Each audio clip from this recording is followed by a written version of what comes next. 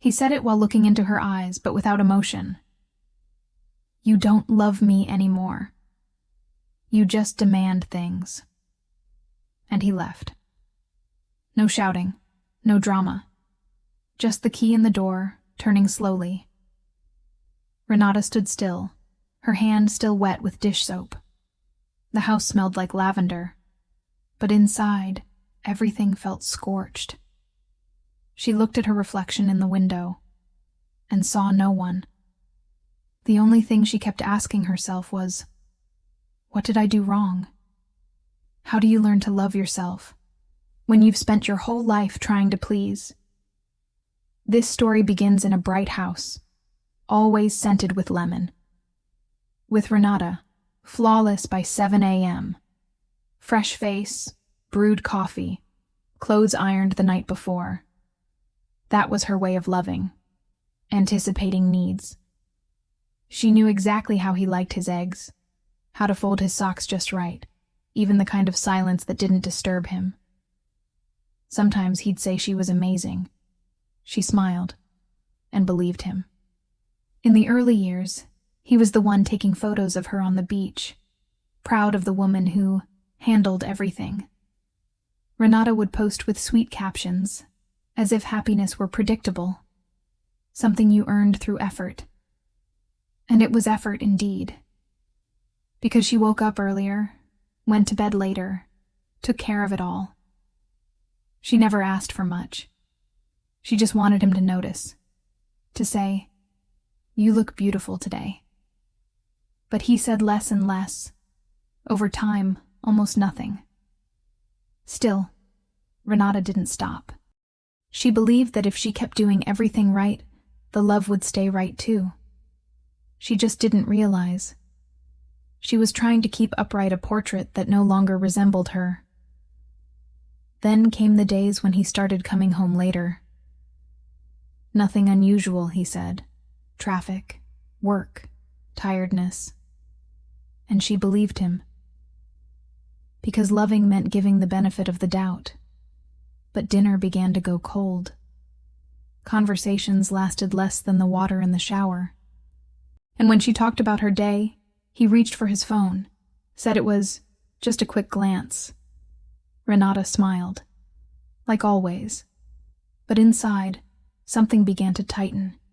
She started dressing up more, changed her haircut, bought that lingerie he used to like in the beginning. But his eyes only truly saw the screen, and she, more and more, posted photos with captions that said nothing, but seemed to say everything. One day she asked, "Are you happy with us?" He replied with a quick kiss and "Of course I am." But his eyes didn't follow. And Renata, for the first time, felt like she was talking to herself. Inside a marriage. It was a Tuesday. Rain was falling slowly, as if the sky too didn't know what to do. Renata was washing the breakfast dishes. The radio played softly, a song she didn't really hear. He walked into the kitchen with calm steps, grabbed his favorite mug, the one with the cracked rim she never let him throw away. He stood still for a few seconds. He didn't look nervous or sad, just distant. And then he said it, like someone returning a product. "I think you don't love me anymore. You just demand things." She froze, soap still dripping from her fingers. She tried to respond, but her throat found no words. The radio kept playing. She could only hear the water falling in the sink. He took a sip of coffee, grabbed the keys, and left. No fight, no scene. Like someone forgetting an umbrella and deciding not to go back. He didn't look back. Didn't ask if she needed anything. As if the story had ended in a paragraph he no longer wanted to read. Renata stayed there, between a full sink and an empty soul. The sound of rain outside, the echo of silence inside.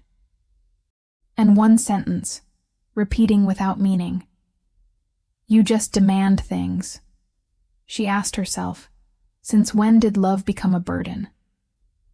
In the days that followed, Renata tried, sent calm messages, called with a soft voice, apologized for things she didn't even know she had done, deleted photos, rethought habits, slept poorly, but smiled on her stories, always with a filter, posted coffees, quotes about resilience, neutral landscapes, as if the online world could shield the real emptiness.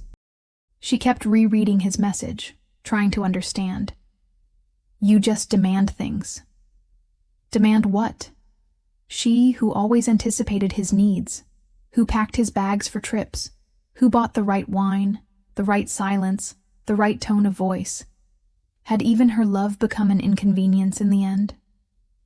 She stopped painting her nails, forgot her own birthday, dressed like someone trying not to be seen. And still, she kept trying to look okay. As if she looked happy enough, maybe he would see and come back. But he didn't. And she started to see herself as a poorly done task, a faded sketch of the woman she once was. The house remained tidy, but there was an echo. The cutlery no longer clinked in harmony. The mirror stopped replying. At night, her pajamas smelled like the past, and his toothbrush, left behind as if he would return, began to yellow. Renata kept living on autopilot, took out the trash, changed the sheets, watered the plants. But everything felt like a borrowed gesture from someone she no longer was. Sunday playlists now stung. Archived messages felt like they belonged to another life. She started avoiding her own eyes in the mirror. There were days when absence screamed, without making a sound, days when even breathing hurt. And the question that haunted her wouldn't leave. Is asking for love too much? Is wanting to be seen, desired, heard too much?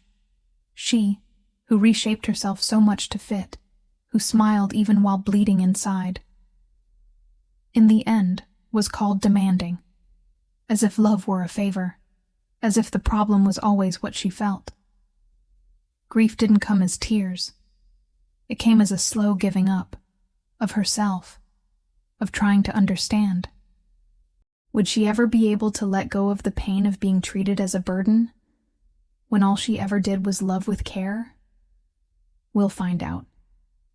But first, if this story is making sense to you, if it resonated with you in any way, subscribe to the channel so we can keep telling stories like this.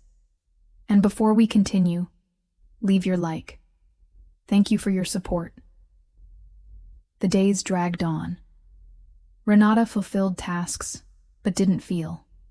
She worked, ate, replied to messages with emojis, posted flowers in her stories, but inside, only dry soil. One of those days, the phone rang. It was her grandmother. With a gentle voice, almost shy, she asked, "Will you take me to my painting class, dear? It's just for an hour." Renata went. Unwilling. Out of time. No makeup. In sweatpants, hair tied back, dull eyes. She sat on a bench in the back, phone in hand, ready to scroll through the wait. But she paused, lifted her eyes, and saw that group of elderly people laughing at their own mistakes, trembling brushes, colors spilling over the lines, crooked strokes turning into art. A man forgot the sky was supposed to be blue and painted it purple. A woman drew a cat that looked like a cloud, and everyone applauded. Renata smiled without noticing. That's when an older lady, white hair and sharp eyes, came closer. "Want to give it a try?" She politely declined, a gentle, "Not today." But she returned the following week and painted. On the canvas, a house, surrounded by symmetrical trees, no one inside. The colors were right, the lines clean. Then she heard it, almost a whisper. "You paint beautifully. but with fear. Renata froze, because that was it. That was exactly it. She began painting without thinking of the outcome. Painted like breathing, and she hadn't truly breathed in so long. At first her hand trembled. The colors hesitated. She watched others smile at their mistakes, and felt strange. How could they laugh at something that wasn't right? But there, in that bright room, right wasn't what matched. It was what made sense inside. One day, she painted an orange sky. Another, a woman without a face. Later, a pair of hands holding wind, and without realizing she began to like what emerged, even crooked, even strange. Because for the first time, she wasn't painting to be loved. She painted to hear herself. She started sitting at the same table, near the window. Her phone on airplane mode. The world outside could wait. Fingers stained with paint, sweatshirt marked with coffee. She was fully there. No caption. No filter. She wore clothes that made her feel, not just appear. Bought a dress with orange prints. Baked a cake without a recipe. Wrote letters she never sent. Read books with a pencil in hand. Cried listening to Nina Simone.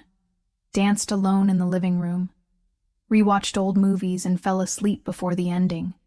Deleted his number. And the next day, didn't miss it. The house stayed bright, but now it breathed. Dust turned into texture.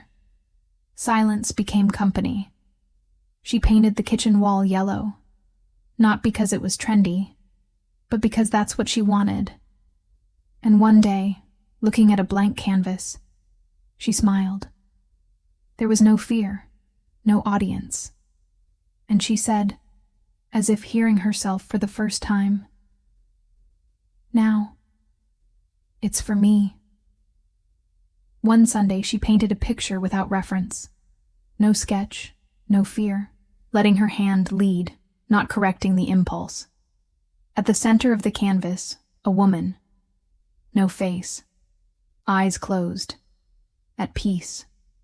Renata looked at the image for a long time, and thought about posting it, showing it, like she always did, used to sharing everything, even when it didn't fit. But she didn't, because this time, she didn't need to. She didn't need the likes, the approval, the reaction. That painting wasn't meant to be beautiful. It was meant to be hers. She cleaned the brushes slowly, washed her hands, and hung the painting in the living room, right in the center, no caption. For the first time, she saw herself, and it was enough.